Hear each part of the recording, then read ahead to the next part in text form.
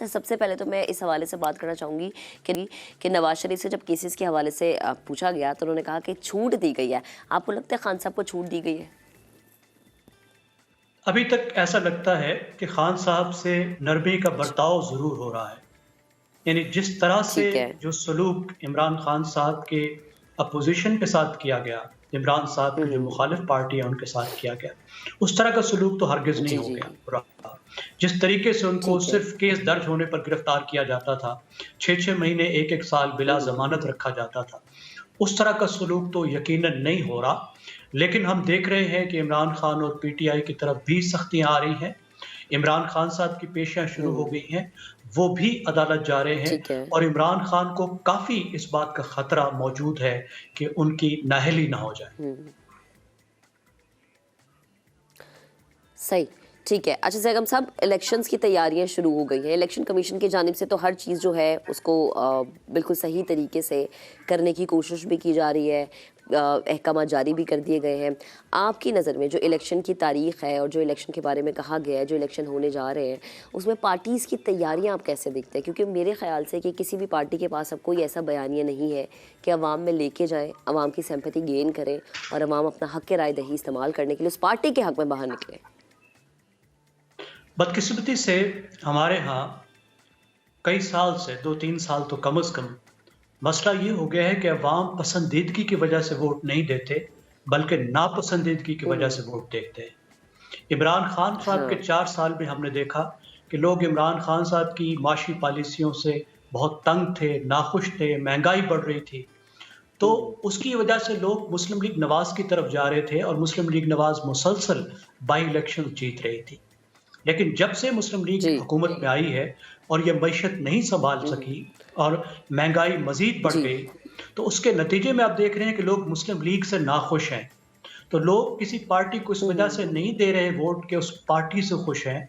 लोगों की बड़ी तादाद, ख़ास तौर पे वो वोटर जो इधर से उधर हो रहे हैं, ऐसे वोट दे रहे हैं कि वो हुकूमत से नाखुश हैं या दूसरी पार्टी से नाखुश हैं। तो मैं आपसे इत्तफ़ाक करता हूँ कि इस वक़्त हमारे सियासतदान, सियासी जमातें लोगों को एतमाद देने से कासिर हैं और लोग नाखुशी की वजह से मोबिलाइज़ हो रहे हैं, खुशी की वजह से मोबिलाइज़ नहीं हो रहे और मुझे लगता है इस बात का काफ़ी खतरा है कि अगले इलेक्शन में टर्नआउट काफ़ी कम होगी क्योंकि लोगों के पास कोई उम्मीद नहीं है। ठीक है।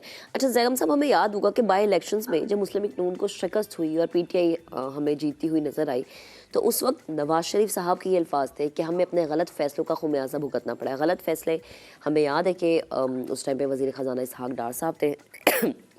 महंगाई की शरह में इजाफा हुआ, पेट्रोल जो है माज़रत मिफ्ता इस्माइल साहब उस वक्त वज़ीर ख़ज़ाना थे, पेट्रोल की कीमतें बढ़ी, महंगाई में इजाफा हुआ, आवाम जितनी अब परेशान है उतनी ही हमें तब परेशान नज़र आई थी, बल्कि मुझे लगता है अब तो ज़्यादा हो गई है, डॉलर का रेट बढ़ा। तो सर डोंट यू थिंक कि उस वक्त जो कंडीशन थी एज इट इज़ वही अभी कंडीशन है? नून लीग अभी भी कंफ्यूज है कि मुआशी फ़ैसले लेने चाहिए या नहीं लेने चाहिए, और अब इलेक्शन की सूरत हाल अगर पैदा होती है तो क्या नून लीग के हक़ में अवाम बाहर निकलेगी? मैं समझता हूँ पहले से ज़्यादा हालात ख़राब हो गए हैं। मुस्लिम लीग नवाज़ जब हुकूमत में आई तो शुरू में उसने बिल्कुल ठीक फ़ैसले किए, थोड़ा-सा उन्होंने वक़्त ज़ाय किया, लेकिन जब मिफ्ता इस्माइल आए तो जो ज़रूरी काम करने वाले थे उन्होंने किए, कौमी मफ़ादात में किए। उससे ज़रूर मुस्लिम लीग नवाज़ को कुछ सियासी नुकसान हुआ, लेकिन उसका हल उन्होंने ये ढूँढा कि इसहाक़ डार साहब को भेजा और इसहाक़ डार साहब ने कहा मैं मईशत को भी ठीक कर लूँगा और उसकी वजह से सियासत भी ठीक हो जाएगी। लेकिन जो उन्होंने तरीका अपनाया वो बहुत ख़राब था। तरीका ये था कि नवंबर की पहली तारीख को पाकिस्तान ने आईएमएफ के साथ अपना प्रोग्राम का एक हिस्सा जिसको 9th रिव्यू कहते हैं, उसको मुकम्मल करना था। लेकिन इसहाक़ डार साहब करने से इनकार कर दिया जिनकी उस वक़्त ज़रूरत थी, उस मुआहदे के तहत जो पाकिस्तान ने आईएमएफ से किए थे। और उन्होंने कुछ मफ़रूज़े कायम किए। उन्होंने फ़र्ज़ किया कि जो बैरून मुल्क से हमारे दोस्त हैं वो बहुत सारे पैसे भेज देंगे। उन्होंने ये फ़र्ज़ कर लिया कि वो रुपए की कीमत को यानी डॉलर के रेट को मसनूई तौर पे मैनेज कर लेंगे। उनके तमाम ठीक है। मफ़रूज़े गलत साबित हुए। उसके नतीजे में पाकिस्तान को 100 जूते भी खाने पड़े, 100 प्याज़ भी खाने पड़े। एक महँगाई का तूफ़ान भी आया, बिल्कुल ऐसा ही है। डॉलर भी आउट ऑफ कंट्रोल हुआ बिल्कुल और ऐसा ही है। पाकिस्तान को इस वक़्त आकर आईएमएफ की शराइत पहले से ठीक है, ज़्यादा सख्त तौर पे तस्लीम करनी पड़ रही हैं और मईशत पर भी बहुत ही बुरे बिल्कुल, असरात पड़े हैं।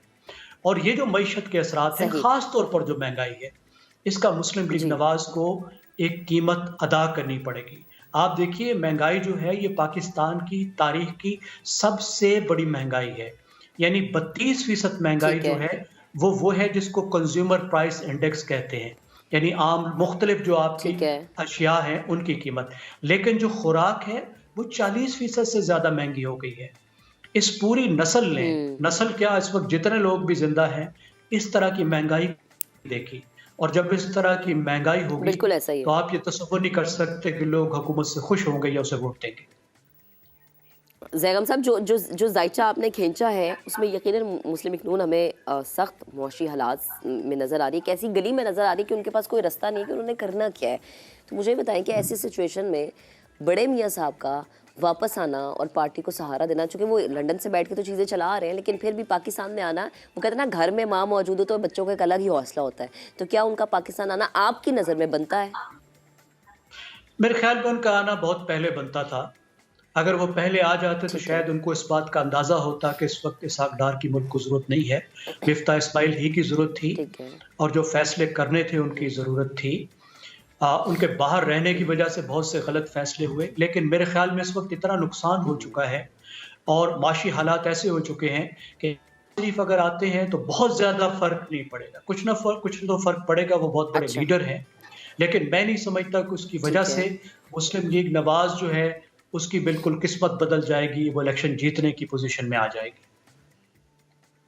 अच्छा, सही यानी अभी आप ये कह रहे हैं कि मुस्लिम लीग नून इस पोज़ीशन में आपको नहीं नज़र आ रही कि वो इलेक्शन जीत सकती है। तो मुझे ये बताएँ कि फिर पीपल्स पार्टी को आप कहाँ खड़े होता हुआ देख रहे हैं कि पीपल्स पार्टी की स्टैंडिंग पोज़ीशन क्या है?